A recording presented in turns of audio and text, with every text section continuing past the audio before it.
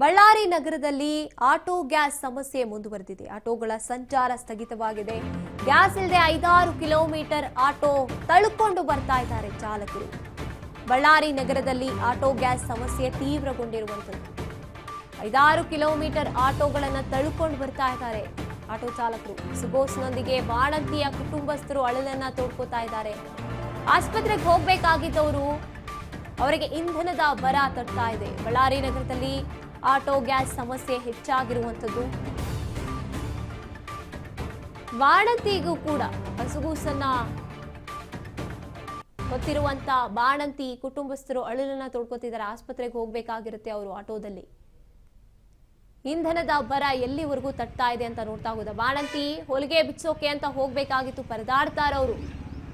Sir, gas ಇಲ್ಲದೆ ಇಲ್ಲೇ ನಿಂತಿದ್ದೀವಿ ಅಂತ ಅಳಲು ತೋಡ್ಕೊಂಡು ಮಾತನಾಡ್ತಾ ಇರುವಂಥದ್ದು ನಾವು ನೋಡ್ತಾ ಇದ್ದೀವಿ. ಆಟೋ ಗ್ಯಾಸ್ ಪೂರೈಕೆಯಲ್ಲಿ ವಿಳಂಬ ಆಗಿರೋದಕ್ಕೆ ಈಗ ಸಾರ್ವಜನಿಕರು ಕೂಡ ಆಕ್ರೋಶವನ್ನ ವ್ಯಕ್ತಪಡಿಸ್ತಾ ಇದ್ದಾರೆ. 5-6 ಕಿಲೋಮೀಟರ್ ತಳ್ಕೊಂಡು ಹೋಗಿದ್ದಾರೆ, ಗ್ಯಾಸ್ ಇಲ್ಲ, ಆಟೋ ಚಾಲನೆ ಆಗೋದಿಲ್ಲ ಅನ್ನೋದಕ್ಕೆ.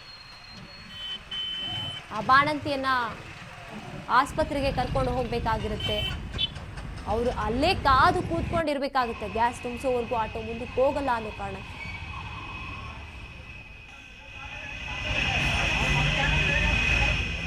ಈ ಬಗ್ಗೆ ಹೆಚ್ಚಿನ ಮಾಹಿತಿಯನ್ನು ನಮ್ಮ ಪ್ರತಿನಿಧಿ ನಾಗರಾಜ್ ನೀಡ್ತಾರೆ. ನಾಗರಾಜ್, ಬಳ್ಳಾರಿಯಲ್ಲಿ ಸ್ವಲ್ಪ ದಿನಗಳಿಂದ ಇದು ಮುಂದುವರಿತಾನೆ ಇದೆ ಅಂತ ಹೇಳ್ಬೋದು. ಆಟೋ ಗ್ಯಾಸ್ ಸಮಸ್ಯೆ, ಎಷ್ಟೋ ಆಟೋಗಳು ಸ್ಥಗಿತವಾಗಿದೆ. ಇದರಿಂದ ಎಲ್ಲರಿಗೂ, ಜನಸಾಮಾನ್ಯರಿಗೆ ಸಮಸ್ಯೆ ಆಗ್ತಾ ಇದೆ. ಇದೇ ರೀತಿಯಾಗಿ ಬಾಣಂತಿಗೆ ಕೂಡ. ಹೇಗೆ ಆ ಪರಿಸ್ಥಿತಿಯನ್ನ ನಿಭಾಯಿಸ್ತಿದ್ದಾರೆ ಆಟೋ ಚಾಲಕರು ಅಂತ?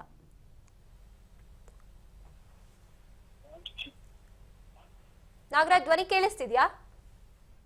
ಗಾಯತ್ರಿ, ಏನಂತಂದ್ರೆ ಈ ಒಂದು ಆಟೋ ಗ್ಯಾಸ್ ನ ಒಂದು ಅಭಾವದ ಪರಿಣಾಮ ಇವತ್ತು ಎಷ್ಟು ತೀವ್ರವಾಗಿದೆ ಅಂತಂದ್ರೆ ಇದಕ್ಕೆ ಒಂದು ಸ್ಪಷ್ಟ ಉದಾಹರಣೆ ಅಂತಂದ್ರೆ ಇವತ್ತು ಬಾಣಂತಿ ಮತ್ತು ಮಗು ಇವತ್ತು ಒಂದು LPG ಆಟೋ ಗ್ಯಾಸ್ ಇಲ್ಲದೆ ಸುಮಾರು ಒಂದು 5-6 ಕಿಲೋಮೀಟರ್ಗಳು ದೂರ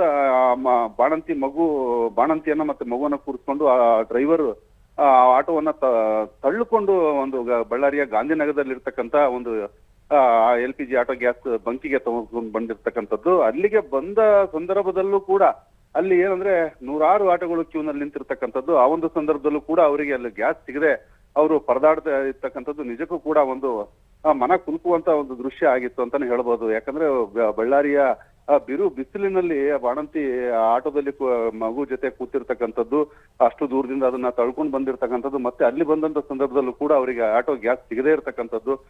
ಇದೆಲ್ಲದನ್ನ ನೋಡ್ತಾ ಇದ್ರೆ ನಿಜಕ್ಕೂ ಕೂಡ ಇದನ್ನ ಯಾವ ಮಟ್ಟಿಗೆ ಹೋಗಿ ಇದು ಮುಟ್ಟುತ್ತೆ ಅಂತಕ್ಕಂಥದ್ದು ಹೇಳಲಿಕ್ಕೆ ನೆನೆಸ್ಕೊಂಡ್ರೆ ಭಯ ಆಗ್ತಿದೆ.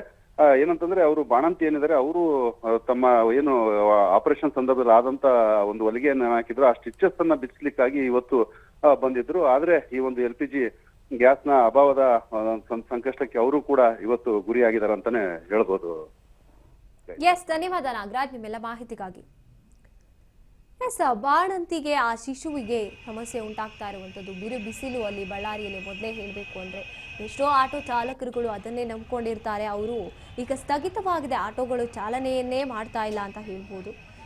ಎಲ್ಲರಿಗೂ ಕೂಡ ಒಂದು ರೀತಿಯಾಗಿ ಜನಸಾಮಾನ್ಯರಿಗೆ ಸಮಸ್ಯೆಯನ್ನ ತಂದಿರ್ತಾ ಇರುವಂಥದ್ದು ಗ್ಯಾಸ್ ಅಭಾವ ಅಂತ ಹೇಳ್ಬೋದು. ಇನ್ನು ತಳ್ಕೊಂಡು ಹೋಗ್ತಾರೆ, ಅವರು ಹೊಲಿಗೆ ಬಿಚ್ಚಿಸ್ಲೇಬೇಕಾಗಿರುತ್ತೆ, ಇವತ್ತು ಹೋಗ್ಲೇಬೇಕು ಆಸ್ಪತ್ರೆಗೆ.